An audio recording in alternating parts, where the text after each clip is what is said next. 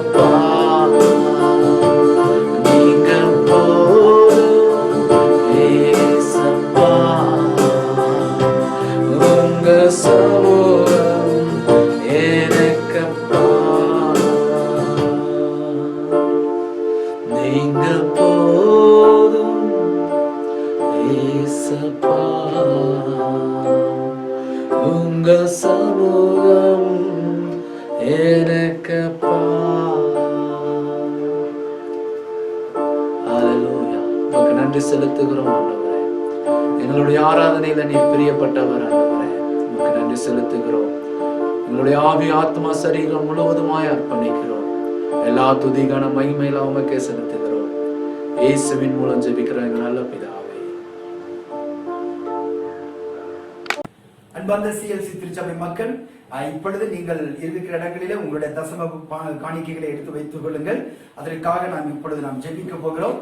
நீங்கள் உங்களுடைய காணிக்கைகளை நம்முடைய திரையில வரக்கூடிய நம்முடைய பேங்க் அக்கௌண்ட் நம்பருக்கு மணி டிரான்ஸ்பர் மூலமாகவோ இல்லைன்னா நெட் பேங்கிங் மூலமாகவோ கூகுள் பே மூலமாகவோ நீங்கள் அனுப்பி நம்முடைய ஊழியத்திற்கு நீங்கள் உதவி செய்யும்படி உங்களை அன்பாய் நான் கேட்டுக்கொள்கிறேன். கர்த்தர் உங்களை ஆசீர்வதிப்பார். இப்பொழுது உங்களுடைய தசம காணிக்கைகளை கரங்களை எடுத்து வைத்துக் கொள்ளுங்கள். நாம் எல்லாரும் சேர்ந்து ஜெபிப்போம்.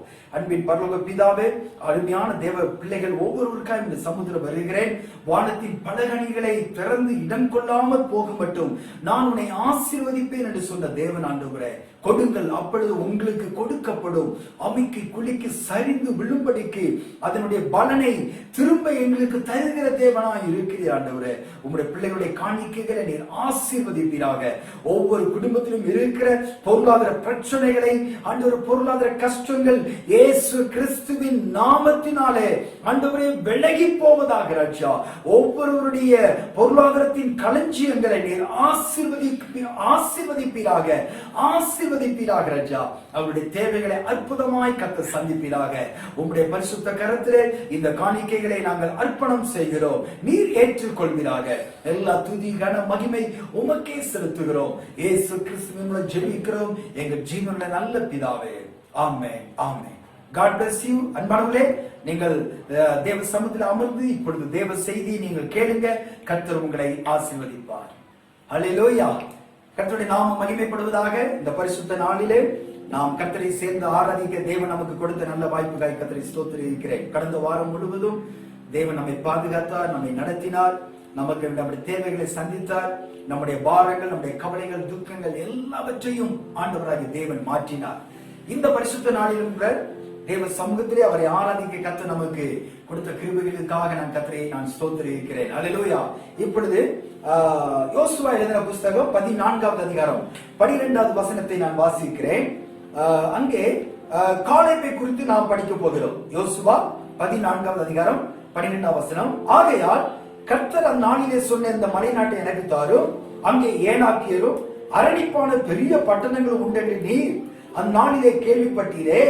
கர்த்தர் என்னோடு இருப்பாரானால் கர்த்தர் சொன்னபடி அவர்களை துரத்தி விடுவேன் என்றார்.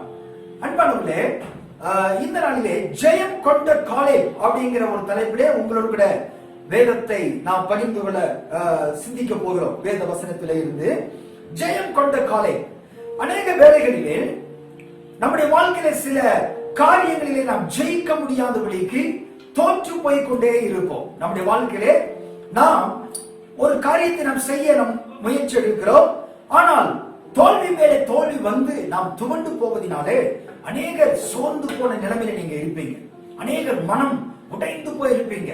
எனக்கு இந்த காரியம் ஒத்து வராது, நான் எந்த காரியத்தை செய்தாலும் அது என்னுடைய வாழ்க்கையில தோல்வியை தான் கொண்டு வருகிறது என்ற ஒரு ஏமாற்றப்பட்ட ஒரு சூழ்நிலை, ஒரு தோற்று போன ஒரு சூழ்நிலையில உட்கார்ந்து நீங்க தேவ வசனத்தை கேட்டுக்கொண்டிருப்பீர்கள் என்றால் ஆண்டவராகிய தேவன் இந்த நாளிலே உங்களை இந்த தோல்வியிலிருந்து வெளியே வர வேண்டும் என்று கர்த்தர் விரும்புகிறார். நீங்கள் தோற்று போவதற்காக ஆண்டவராகிய இயேசு கிறிஸ்து கல்வாரி சிலுவையிலே தம்முடைய இரத்தத்தை அவர் சிந்தவில்லை. நாம் இந்த உலகத்திலே ஜெயிக்கிறவர்கள். ஹல்லேலூயா. ஆண்டவராகிய இயேசு கிறிஸ்து அவர் மரணத்தை ஜெயித்தார், அவர் பிசாசை ஜெயித்தார். அவர் தனக்கு வந்த எல்லா சூழ்நிலைகளிலும் தனக்கு எதிராய் வந்த ஒவ்வொரு காரியங்களையும் அவர் இயேசுவின் நாமத்தில் பிதாவாகிய தேவனுடைய பலத்தை கொண்டு அவர் ஜெயித்தார். எனவே அவர் ஜெயித்தபடினாலே நீங்களும் இந்த உலகத்திலே ஒவ்வொரு காரியங்களையும் ஜெயிக்க வேண்டும். அப்ப ஜெயிக்க வேண்டும் என்றால் நாம் சில தகுதியான காரியங்களை இந்த உலகத்திலே நாம் பெற்றிருக்க வேண்டும். அதைத்தான் இந்த நாளிலே காலேபினுடைய வாழ்க்கையிலிருந்து நாம் சிந்திக்க போகிறோம். 13வது அதிகாரம் 6வது வசனத்திலே பார்க்கும் பொழுது இந்த காலேப் யார் அப்படின்னா யூதா கோத்திரத்திலே பிறந்த ஒரு தேவ மனிதர். இந்த யூதா யார் அப்படின்னா ஆதியாகமம் எழுதின புஸ்தகத்திலே நீங்க பார்த்தீங்கன்னா லேயாள் பெற்றெடுத்த மகள், லேயாள் பெற்றெடுத்த யாக்கோபுக்கு பெற்றெடுத்த 4வது மகன். அப்போ லேயாள் 4வது பிள்ளையை பெற்ற பொழுது இப்பொழுது நான் கர்த்தரை துதிப்பேன் என்று சொல்லி அவளுக்கு யூதா என்று பெயரிட்டார். யூதா என்றால் கர்த்தரை துதி என்று பொருள். அப்ப நல்லா கவனிங்க, இந்த யூதா கோத்திரத்திலே பிறந்த ஒரு தேவ மனிதன் தான் இந்த காலேப். இந்த காலேப் யூதா கோத்திரத்திலே பிறந்தபடினாலே அவனுடைய வாழ்க்கையிலே ஒவ்வொரு நிமிடமும் தேவனை துதிக்கிற துதியினாலே ஒவ்வொரு காரியங்களையும் அவன் ஜெயிக்கிறான். அவனுடைய சமூகத்தில் எந்தெந்த காரியங்கள் வைக்கப்பட்டதோ அதை எல்லாம் தேவ சமூகத்தில் வைத்து அவன் பழகுகிறதை நாம் பார்க்கிறோம். இந்த நாளிலே ஒரு பிரச்சனை இருக்கும் என்றால், ஒரு தேவை இருக்கும் என்றால், ஒரு காரியத்திலே சில வெற்றிகரமான காரியங்களை முடிக்க வேண்டும் என்றால், உங்களுடைய பிசினஸா இருக்கலாம், உங்களுடைய ஊழியமா இருக்கலாம், இல்லைன்னா உங்களுடைய குடும்ப வாழ்க்கையா இருக்கலாம், படிக்கிற பிள்ளைகள் உங்களுடைய படிப்பாக இருக்கலாம், எதுவானாலும் தேவ சமூகத்திலே அவைகளை கொண்டு வந்து தேவனுடைய பார்வையில நீங்கள் பார்க்கும் பொழுது அந்த காரியங்களிலே கர்த்தர் உங்களுக்கு ஜெயத்தை தருகிறார். ஹல்லேலூயா. காலேபின் வாழ்க்கையிலே சில 6 காரியங்களை உங்கள் மத்தியில் நான் சுருக்கமாக வைக்க விரும்புகிறேன். காலேப்பை குறித்து தேவன் என்ன சொல்லுகிறார் என்று என்னாகமம் புஸ்தகத்திலே நான் பார்க்கும் பொழுது, அங்கே என்னாகமம் 14வது அதிகாரத்திலே அங்கே ஆண்டவராகிய தேவன் காலேப்பை குறித்து அவர் சொல்லுகிறார். என்னாகும் 14வது 24 வசனத்திலே 14:24, என்னுடைய தாசனாகிய காலேப் வேறே ஆவியை உடையவனாய் இருக்கிறபடினாலும் உத்தமமாய் என்னை பின்பற்றி வந்தபடினாலும் அவன் போய் வந்த தேசத்திலே அவனை சேர பண்ணுவேன் என்று தேவன் சொல்லுகிறார். காலேப்பை குறித்து கர்த்தர் சொல்லுகிற ஒரு காரியம், என்னுடைய தாசனாகிய காலேப் அவன் வேறே ஆவியை உடையவனாய் இருந்தான். ஹல்லேலூயா. அன்பானவர்களே, ஜெயம் யாருக்கு தேவன் தருகிறார் என்றால், நம்முடைய ஆவியிலே ஒரு வித்தியாசமான ஆவி நமக்குள்ள இருக்க வேண்டும். ரட்சிக்கப்பட்ட தேவ ஜனமே, மனம் திரும்ப தேவனை ஏற்றுக்கொண்ட ஆண்டவராக இயேசு கிறிஸ்துவை சொந்த தெய்வமாய் ஏற்றுக்கொண்ட தேவ ஜனமே, உங்களுக்குள்ளாக ஒரு வித்தியாசமான ஆவியை தேவன் எதிர்பார்க்கிறார். உங்களுக்குள்ளாக தேவன் பரலோகத்தினுடைய ஆவியை வைத்திருக்கிறார். அந்த ஆவியானவர் உங்களை நடத்த வேண்டும். அந்த ஆவியானவரோடு கூட ஒரு சரியான தொடர்பை நீங்கள் வைக்க வேண்டும். அந்த ஆவியானவருடைய சத்தத்தை நீங்கள் கேட்டு பழக வேண்டும். அந்த ஆவியானவருடைய வழிநடத்துதலுக்கு நீங்கள் உங்களை அர்ப்பணித்தவர்களாக இருக்கும் பொழுது உங்களுடைய சூழ்நிலைகளிலே வித்தியாசத்தை கர்த்தர் தருகிறார். ஹல்லேலூயா. உங்களுடைய ஆவியிலே வித்தியாசமான காரியத்தை நீங்கள் வெளிப்படுத்துவீர்கள். ஒருவேளை இப்படிப்பட்ட காரியத்திலே மாற்றம் இல்லை என்றால் நாம் மனம் திரும்பினதற்கு அர்த்தம் இல்லாமல் போய்விடும். நாம் ரட்சிக்கப்பட்டதற்கு அர்த்தம் இல்லாமல் போய்விடும். பரிசுத்த ஆவியினுடைய வல்லமையை பெற்றுக் கொண்டதற்கு அர்த்தம் இல்லாமல் போய்விடும். காலேப் வேறே ஆவியை உடைய ஒரு புருஷனாய் இருந்தான். 6 காரியங்களை வைக்க விரும்புகிறேன். என்னாகமம் 14வது அதிகாரம், அதே அதிகாரத்திலே 7வது வசனம் 8வது வசனத்தில் நீங்க பார்த்தீங்கன்னா, இஸ்ரவேல் புத்திரரின் சமஸ்த சபையை நோக்கி, நாங்கள் போய் சுற்றி பார்த்து சோதித்த தேசம் மகா நல்ல தேசம். கர்த்தர் நம்மை பிரியமாயிருந்தால் அந்த தேசத்திலே நம்மை கொண்டு போய் பாலும் தேனும் ஓடுகிற அந்த தேசத்தை நமக்கு கொடுப்பார். நல்ல கவனிங்க, காலேபும் யோசுவாவும் இந்த ஸ்டேட்மெண்ட் சொல்றாங்க. அங்கே பார்க்கும் பொழுது காலேப் சொல்லுகிற ஒரு காரியம், கர்த்தர் நம்மை பிரியமாயிருந்தால் அந்த தேசத்திலே நம்மை கொண்டு போய் பாலும் தேனும் ஓடுகிற அந்த தேசத்தை நமக்கு அவர் கொடுப்பார். நன்றாக கவனிக்க வேண்டும். முதலாவது காரியம், வெற்றியை தரக்கூடிய தேவனையே இந்த காலேப்பினுடைய கண்கள் பார்த்தது. வெற்றியை தரக்கூடிய தேவனை நோக்கி பார்க்க வேண்டும். உங்கள் கண்கள் யாரை நோக்கி பார்க்கிறது? இந்த நாட்களிலே எந்த விதமான காரியங்களை நாம் நோக்கி பார்க்கிறோம்? இங்கே காலேப் கர்த்தரை நோக்கி பார்க்கும் பொழுது அவர் நமக்கு வெற்றியை தருவார். இல்லையென்றால் உலகத்தினுடைய படைபலத்தை நம்பினோம் என்றால் நாம் தோற்று போய் விடுவோம்.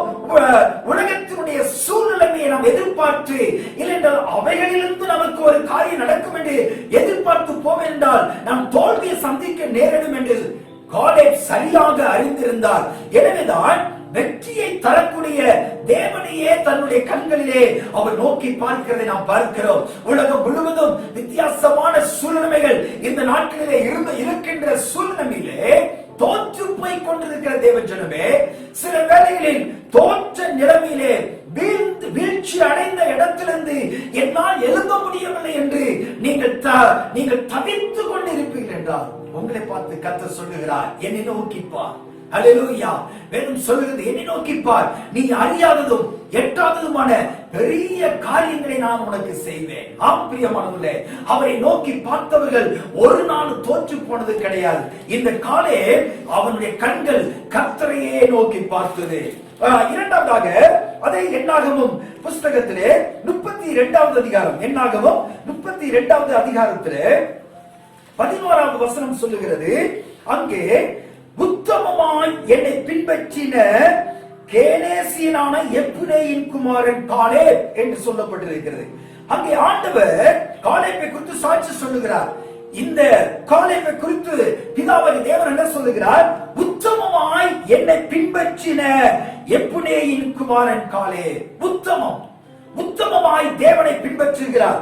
இன்னொரு வசனத்தில் நீங்க பார்த்தீங்கன்னா, யோசுவா எழுதின புஸ்தகம் 14வது அதிகாரம் 8வது வசனத்தில் அவர் சொல்லுகிறார், யோசுவா தன்னை குறித்து சொல்லுகிறார், என்னோட கூட வந்த என் சகோதரர் ஜனத்தின் இருதயத்தை கரைய பண்ணினார்கள், நானோ என் தேவனாகிய கர்த்தரை உத்தமமாய் பின்பற்றினேன். பிரியமானவர்களே, அங்க சொல்லுகிற காலே மற்றவர்கள் என்னோட வந்த ஜனங்கள் எல்லாம் மற்றவருடைய இருதயத்தை கரைய பண்ணினாங்க. அப்படின்னா என்ன அர்த்தம்? சோர்வடைய பண்ணினாங்க.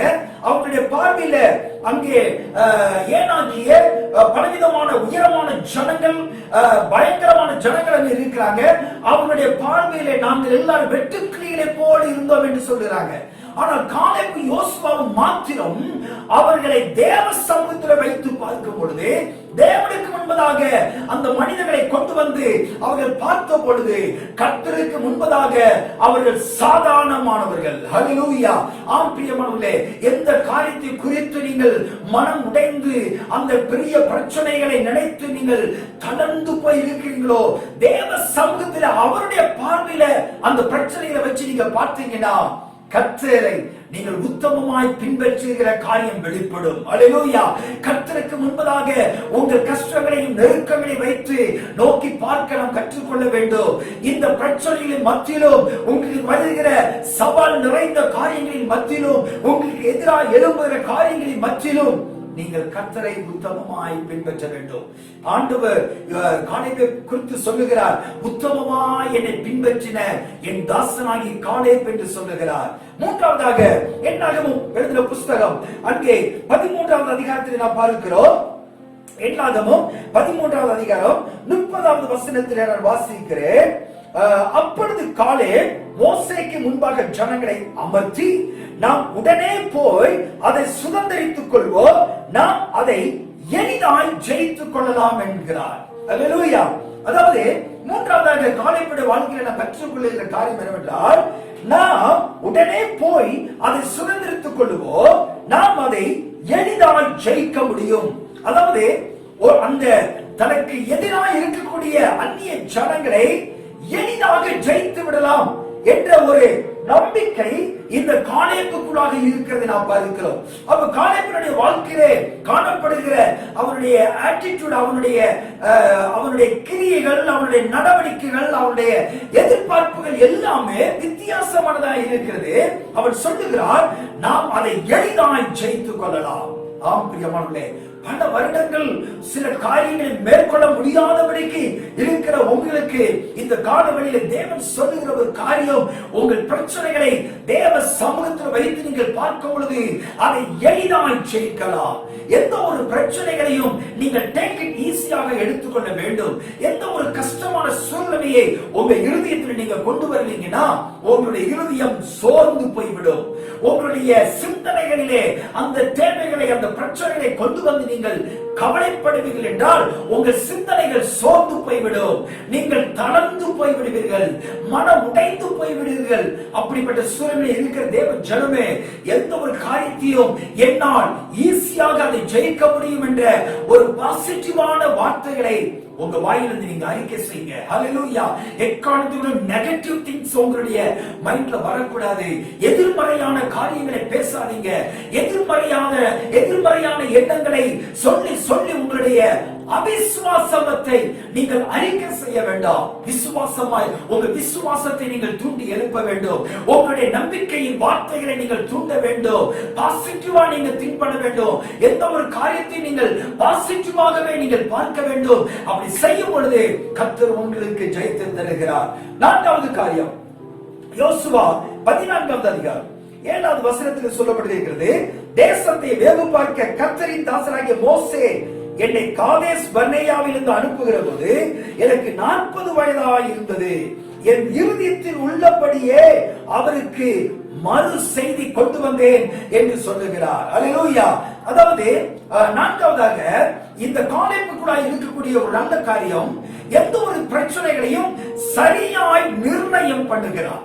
அதாவது சரியாக அவன் ஒரு காரியத்தை இதை என்னால் முடியும் என்று அவன் நினைத்தானால் அதை சரியாக நிர்ணயம் பண்ணுகிறான். அதை சரியாக அவன் தன்னுடைய இருதயத்தை எடுத்துக் கொள்ளுகிறான். இருக்கலாம். தேவன் சொல்லுகிற காரியமானாலும் சரி, அவனுடைய கரத்தில் கொடுக்கப்பட்ட பொறுப்புகளாய் இருந்தாலும் சரி, அவனுக்கு முன்பதாக வைக்கப்பட்ட சேலஞ்சான காரியங்களாய் இருந்தாலும் சரி, அதை சரியாய் நிர்ணயம் பண்ணக்கூடிய ஆவியை அவன் பெற்றவனாய் இருந்தான். இதுதான் அவனை குறித்து சொன்னார், என் தாசனாகிய காலேப் வேலை ஆவியை உடையவனாய் இருந்தான். எந்த ஒரு காரியத்தையும் சரியாய் திட்டம் பண்ண வேண்டும், சரியாய் நிர்ணயம் பண்ண வேண்டும். அதிலே நாம் அலசடிப்படக்கூடாது. அங்கே சொல்லப்பட்டிருக்கிறார், அவர் சொல்லி இருக்கிறார், என் இருதயத்தில் உள்ளபடியே அவருக்கு மறு செய்தி கொண்டு வந்தேன். அப்படியேதான் அவர் என்ன செய்தி கொண்டு வந்தாரோ அதே போலதான் இஸ்ரவேலர்கள் அந்நிய ஜனங்களை மேற்கொண்டார்கள் என்று வேதத்திலே நாம் பார்க்கிறோம். எனக்கு அன்பான தேவ ஜனமே, உங்க இருதயத்திலே வித்தியாசமான எண்ணங்கள், வித்தியாசமான ஒரு அலசடிப்படுகிற சூழ்நிலைகளிலே நீங்கள் இருப்பீர்கள் என்றால் ஆண்டவராகிய இயேசு கிறிஸ்துவின் நாமத்தினாலே நீங்க வெளியே வர வேண்டும் என்று கர்த்தர் விரும்புகிறார். சோர்ந்து போகாதீங்க, தைரியமா இருங்க.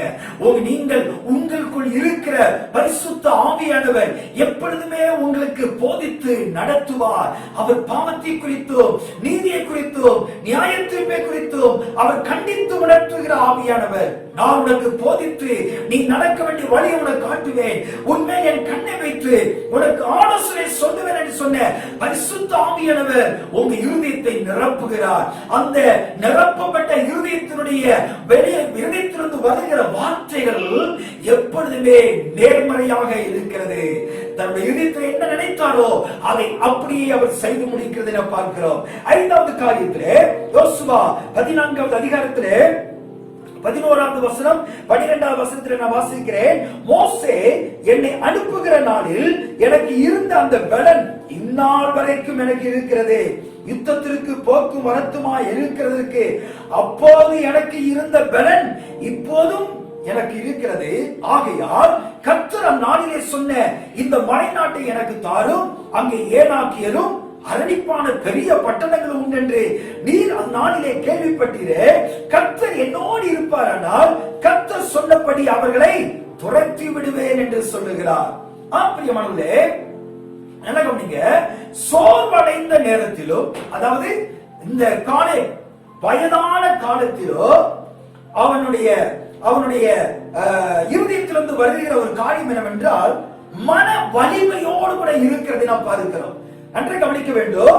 40 வயதுல மோசே யோசுவாவை காலேப்பை அனுப்புகிறார். நீ போய் அந்த கானானி தேசம் எப்படிப்பட்டது என்று சொல்லி எல்லாவற்றையும் பார்த்துட்டு வாங்கன்னு சொல்லி. அப்போ இந்த இடத்துல அவர் சொல்லுகிறார், 85 வயது கிட்ட 45 ஆண்டுகள் கழித்து ஒரு 85 வயதிலே இருக்கக்கூடிய ஒரு வயதானவர் சொல்லுகிறார், 40 வயதிலே, அதாவது மோசே என்னை அனுப்புகிற நாளில் எனக்கு எந்த பலன் இருந்ததோ அதே பலன் தான் இப்பொழுதும் எனக்குள்ளாக இருக்கிறது. ஹல்லேலூயா.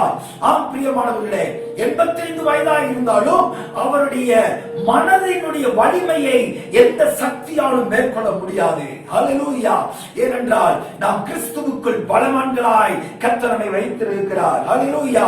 கிறிஸ்துவின் ஆவியை பெற்றவர்கள் நாம் வலிமை வாய்ந்தவர்கள். நமக்குள்ளாக தேவனுடைய பலன் இருக்கிறபடினாலே உங்களுக்கு எவ்வளவு வயதானாலும் பரவாயில்லை, கர்த்தருடைய பலன். அவர் சொல்லுகிறார், 85 வயதிலும் அவர் சொல்லுகிற ஒரு காரியம், நான் இப்பொழுது எனக்கு தாரும், அங்கே ஏனாக்கியரும் அரணிப்பான பெரிய பட்டணங்களும் உண்டு. நீர் அந்நாளிலே கேள்விப்பட்டீரே, கர்த்தர் என்னோடு இருக்கும் பொழுது கர்த்தர் சொன்னபடியே அவர்களை துரத்தி விடுவேன். ஆம் பிரியமானவர்களே, கர்த்தருடைய பலன் தேவன் உங்க சார்பிலே இருக்கும் பொழுது உங்களுக்குள்ளாக பலன் இருக்கிறது. வேதம் சொல்லுகிறது, நீங்கள் இந்த உலகத்தில் ஒரு சிறிய கூட்டமாய் இருக்கலாம், சின்னவன் 1000 சிறியவன் பலத்த ஜாதியுமாவான் என்ற வேதவசனம் சொல்லுகிறது. காலேப்பை போல எத்தனை பேர், ஆண்டவரே எனக்குள்ளாக உங்க வல்லமை இருப்பதினாலே நான் ஒரு நாள் சோர்ந்து போக மாட்டேன். உங்களுக்கு ஒரு காரியம் நடக்கவில்லை என்று நினைத்து நீங்க சோர்ந்து போய் மனம் தளர்ந்து போகாதீங்க. உங்களுக்குள்ளாக தேவனுடைய வல்லமை இருக்கிறது.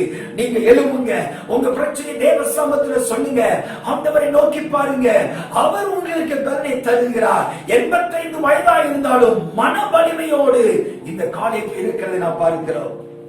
கடைசியாக 6வது காரியம், யோசுவா 14வது அதிகாரம் 12வது வசனத்திலே அவர் சொல்லுகிறார், ஒரு காரியத்தை கேட்கிறார், இந்த மலை நாட்டை எனக்கு தாரும் என்று ஒரு ஏக்கத்தோடு தேவ சமூகத்திலே கேட்கக்கூடிய ஆவியை இந்த காலை பெற்றிருக்கிறது நாம் பார்க்கிறோம். ஒரு ஏக்கம், இந்த மலை நாட்டை எனக்கு தாரும் ஆண்டவரே, அதை நான் சுதந்திரித்துக் கொள்கிறேன், அங்கே இருக்கிற ஏனாக்கியரை நான் மேற்கொள்கிறேன், அங்கே இருக்கிற பிரச்சனைகளை நான் மேற்கொள்கிறேன், எனக்கு அந்த கிருபையை தாரும் என்று சொல்லி ஏக்கத்தோடு அவர் கேட்கிறது நாம் பார்க்கிறோம். இந்த வார்த்தையை கேட்டுக்கொண்டிருக்கிற அன்பியான தேவ ஜனமே, ஆமென், நாம் ஒரு சவால் நிறைந்த சூழ்நிலையிலிருந்து இந்த நாளிலே நீங்கள் தேவ சமூகத்திலே எதை கேட்கிறீர்களோ அந்த நீங்கள் கேட்கிற காரியத்தில் உறுதியாய் தேவ பலத்தை சார்ந்து நீங்கள் அதை கேட்கும் பொழுது தேவன் அதை உங்களுக்கு வாய்க்க பண்ணுகிறார். வேதம் சொல்லுகிறது, கேளுங்கள் அப்பொழுது உங்களுக்கு கொடுக்கப்படும், தேடுங்கள் கண்டடைவீர்கள், தட்டுங்கள் அப்பொழுது உங்களுக்கு திறக்கப்படும். கேட்கிறவன் எவனும் பெற்றுக் கொள்கிறான். ஏன் கேட்கிறவன் பெற்றுக்கொள்ள முடியுமா? கேட்கிறவனுடைய இருதயம் பிதாவினுடைய இருதயத்தோடு ஒன்றாய் இருக்கிறது. அவர் நம்மை மிகவும் அதிகமாய் நேசிக்கிறார். ஏனென்றால் காலேபை போல வேலை ஆவியை உடைய தேவ பிள்ளைகளாக இந்த உலகத்திலே கர்த்தர் நம்மை வைத்திருக்கிறார். ஆம் பிரியமானவர்களே, ஏக்கத்தோடு நீங்க கேளுங்க. ஆமென். நீங்கள் எதை கேட்கிறீர்களோ கர்த்தர் அதை உங்களுக்கு வாய்க்கப்படுவார். ஹல்லேலூயா. விசுவாசத்தோடு கேட்டு பாருங்க. தேவ சமூகத்திலே கேட்கிற உங்களை கர்த்தர் ஒரு நாளும் அவர் ஏமாற்ற மாட்டார், ஒரு நாளும் அவர் பொய் சொல்ல மாட்டார். ஹல்லேலூயா. ஏனென்றால் கர்த்தருடைய சித்தத்தின்படி நீங்கள் கேட்கும் பொழுது அதை கர்த்தர் தருகிறார். அவர் சொல்லுகிறார், இந்த மலைநாட்டை தாரும். அப்போ அதை ஆண்டவர் உடனே அப்படி கொடுக்கல. அப்பா, நீ அதை பெற்றுக் கொள்ளணும்னா நீ ஒரு காரியம் செய்யணும். அங்கே ஏனாக்கியர் இருக்கிறாங்க, உன்னை காட்டிலும் பலம் வாய்ந்த ஜனங்கள் இருக்கிறாங்க, அரணிப்பான மிகவும் பாதுகாப்பான சூழலை நிறைந்த பள்ளத்தாக்கு பட்டணங்கள் அங்கே இருக்கிறது. அங்கு எந்த ஒரு மனிதனாலும் போக முடியாது. நீ எப்படி அதை சுதந்திரிக்க முடியும் என்ற ஒரு கேள்வி அவனுக்கு முன்னாடி இருந்தது. ஆனால் அவர் காலேப் சொல்லுகிறார், ஆண்டவரே, நீங்க எனக்கு தந்து பாருங்க, நான் அதை சுதந்திரிக்க முடியும். ஆம் பிரியமானவர்களே, இதுதான் கர்த்தர் உங்களிடத்திலும் எதிர்பார்க்கிறார். உங்களுக்கு உங்க கண்களுக்கு முன்பதாக பார்க்கிற பிரச்சனைகள், பலவிதமான காரியங்கள் மலை போல இருக்கலாம். ஆனா விசுவாசத்தோடு நீங்க தேவ சமூகத்துல அதை கேட்டு பாருங்க, கர்த்தர் அதை உங்களுக்கு தருவார். உங்களுடைய தரிசனமா இருக்கலாம், உங்களுடைய உத்தமமான ஜீவிதமா இருக்கலாம், எந்த காரியமானாலும் சரி, தேவ சமூகத்திலே இந்த தரிசனத்தோடு இந்த உத்தம இருதயத்தோடு நீங்கள் இருக்கும் பொழுது கர்த்தர் உங்களை கொண்டு பெரிய காரியங்களை செய்வார். ஆம் பிரியமானவர்களே, வெற்றியை பெற்றுக்கொண்ட காலேப், ஜெயத்தை பெற்றுக்கொண்ட காலேப்பை குறித்து இந்த நாளிலே பார்த்தோம். நாம் எத்தனை பேர் இந்த காலேப்பை போல இருக்க விரும்புகிறோம்? ஒருவேளை இந்த வார்த்தை உங்களோடு கூட ஆவியானவர் இந்த வார்த்தையின் வழியாக உங்களோடு கூட பேசிக் கொண்டிருப்பார் என்றால் நீங்கள் கண்களை மூடி தேவ சமூகத்தில் உங்களை ஒப்புக் கொடுங்க. ஆண்டவரே, நான் அர்ப்பணிக்கிறேன், காலேப்பின் ஆவி எனக்குள்ளாய் வருவதாக.